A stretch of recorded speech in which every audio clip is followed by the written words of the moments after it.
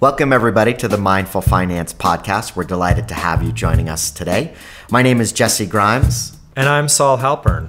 We're from Highlander, a mindful finance company. In this podcast, we're going to be going through some practical exercises that will give you a tangible feeling for what we mean when we say mindful finance is joining money matters and matters of personal experience. The practical exercise that we're going to explore in today's podcast are a series of questions. Before we jump into these practical exercises, we want to set a container that helps us to dive into those exercises in a mindful and genuine way. One of the simplest ways to do that, or one of the more straightforward ways to do that, is to come back to that meditation practice that we shared with you previously.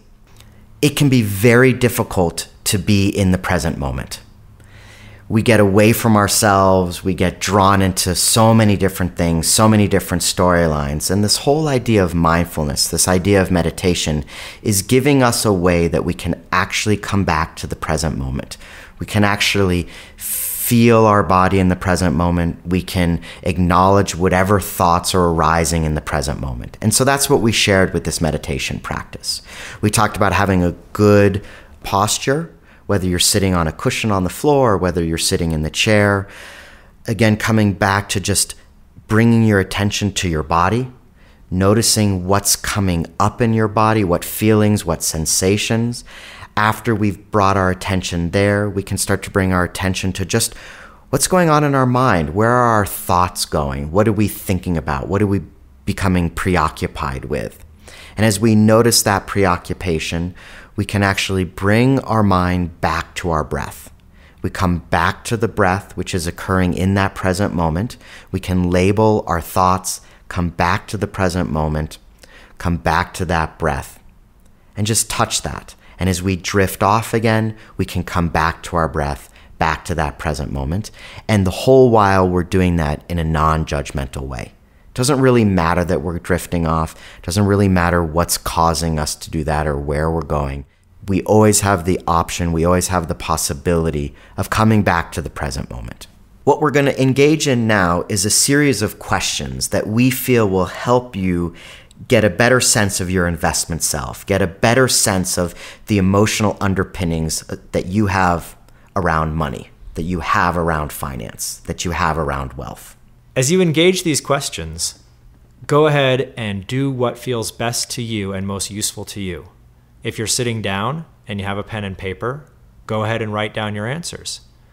If you're driving or if you're walking or if you're running, just answer them in your mind, see what happens.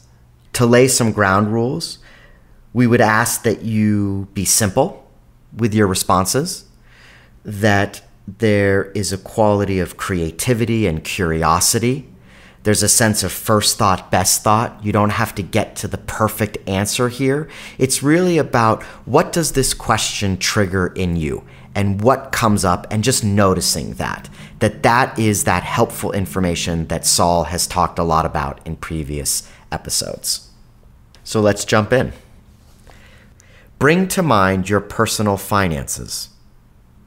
Describe the feelings that arise in your body as they occur. Bring to mind your personal finances. Describe the feelings that arise in your body as they occur. Create a quick list of words that you associate with money. Contemplate afterwards. Create a quick list of words that you associate with money. Contemplate afterwards. If my finances were a type of weather, they would be. If my finances were a type of weather, they would be. What do you enjoy about money? What do you enjoy about money?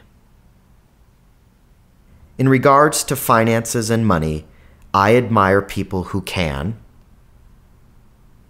In regards to finances and money, I admire people who can. One thing that I can only tell myself about my relationship to money or my financial life is. One thing that I can only tell myself about my relationship to money or my financial life is: how do your finances affect your sense of self-worth? How do your finances affect your sense of self-worth? Is money related to happiness and joy? Is money related to happiness and joy? Great. So those were the questions. Clearly, this is just a small number of questions, and we would encourage you to come up with your own questions, to come up with your own contemplations. Engaging with questions like these in the context of mindfulness, which has clarity and space and creativity and non-judgmental view all brought into it, can be extremely valuable in terms of getting to know ourselves and getting to know our investment selves more specifically in this case. And what that does is it gives us information that we otherwise weren't accessing because we were cutting off pieces of our experience from our financial lives.